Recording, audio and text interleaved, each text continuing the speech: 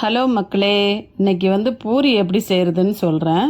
பூரிக்கு ஒரு பாத்திரத்தில் 1 ஸ்பூன் உப்பு எடுத்துக்கோங்க.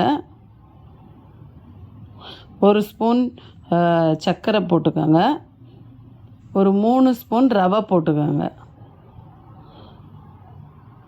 ரவை எதுக்குன்னா கொஞ்சம் கிறிஸ்பியாக அப்படியே இருக்கும் ரொம்ப நேரம் வரைக்கும், அதுக்காக தான். அப்புறம் கொஞ்சோண்டு எண்ணெய் போட்டுக்கலாம். அப்புறம் தண்ணி ஊற்றிக்கலாம். தண்ணி அது முங்குற மாதிரி தண்ணி ஊற்றிக்கோங்க. லைட்டாக ரவை ஊறட்டும். ஒரு 2 நிமிஷம், ரொம்ப தேவையில்லை. 2 நிமிஷம் ஊறினதுக்கப்புறம் நம்ம மாவு போட்டுக்கலாம். ஒரு 1/2 கிலோ மாவு போட்டுக்கோங்க.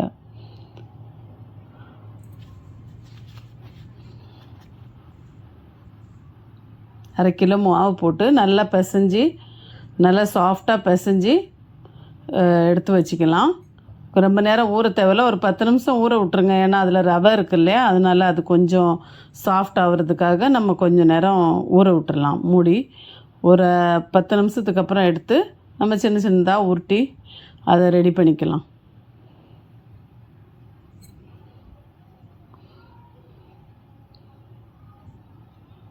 எவ்வளோ உங்களுக்கு சின்ன பூரியாக வேணுமா பெரிய பூரியாக வேணுமா அந்த கணக்கில் நீங்கள் உருட்டி அதை ரெடியாக வச்சுக்கோங்க.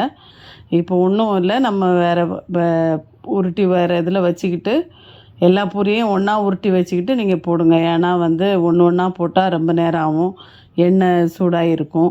அதனால் உருட்டி லைனாக அடுக்கி வச்சுட்டு டக்கு டக்குன்னு ஒன்று ஒன்றா போட்டு எடுங்க. அப்போ தான் ஈஸியாக இருக்கும். நான் கடாயை வச்சுட்டேன். அதில் எண்ணெய் ஊற்றி அது சூடாகிறதுக்குள்ளே நம்ம இதை உருட்டி தேய்ச்சி வச்சுக்கலாம் பூரா பூரியையும்.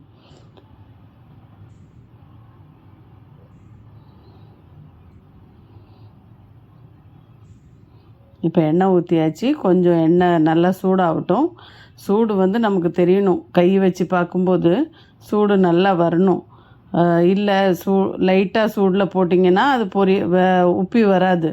இப்போ வேணும்னா ஒரு டெஸ்ட்டுக்கு ஒரு சின்ன மாவு போட்டு நீங்கள் எடுத்து பார்த்தீங்கன்னா தெரியும். மாவு மேலே வந்துருச்சுன்னா நல்லா சூடாகிடுச்சு எண்ணெய். அப்போ நீங்கள் அதை எடுத்துட்டு பூரி போட்டுடலாம். இல்லை மாவு மேலே வரல அப்படின்னா இன்னும் சூடாகலை. எனக்கு ஈஸியாக இருக்கும். நான் கை மேலே வச்சு பார்த்தாலே எனக்கு தெரியும். ஆனால் உங்களுக்கு அது ஈஸியாக இல்லைன்னா இப்படி மாவு போட்டு பாருங்கள். இப்போ நீங்கள் பூரியை போட்டிங்கன்னா அது மேலே எண்ணெய் லைட்டாக ஊற்றணும். இப்படியே அந்த கரண்டியாலே லைட்டாக இப்படி மேலே மேலே ஊற்றிட்டு இருந்திங்கன்னா அந்த பூரி நல்லா உப்பி வரும். ரொம்ப இதுக்கு ஒன்றும் வேலை இல்லை. நார்மலாகவே நீங்கள் அந்த மாவை கொஞ்சம் திக்காக தேய்க்கணும். ரொம்ப மெல்லிஸாக தேய்ச்சிங்கன்னா அது முறுமுறுன்னு ஆகிடும். கொஞ்சம் லைட்டாக திக்னஸ் இருக்கணும் உருட்டும்போது. இப்போ இது போட்டு எடுத்திங்கன்னா கரெக்டாக நமக்கு எப்படி சாப்பிடணுமோ அந்த லெவலுக்கு கரெக்டாக வந்துடும். ரொம்ப சாஃப்டாக இருக்கும். ரொம்ப நேரம் வரைக்கும் அந்த பூரி அப்படியே இருக்கும், உப்புன மாதிரியே இருக்கும். அது உடஞ்சி போகாது, எங்கேயுமே கிராக் ஆகாது. இப்போ பாருங்கள், எந்த இடத்துலையும் கிராக் ஆகாது, எண்ணெய் குடிக்காது. இப்படி ஈஸியாக இருக்கும். நீங்கள் இந்த ரெசிபியை செஞ்சு பாருங்கள், ரொம்ப நல்லாயிருக்கும். உருளைக்கிழங்கு பொரியல் கூட இதை வச்சு சாப்பிடுங்க, ரொம்ப நல்லாயிருக்கும். நானும் போட்டிருக்கிறேன் உருளைக்கிழங்கு பொரியலோடது. நீங்கள் அதை போய் பாருங்கள். தேங்க்யூ.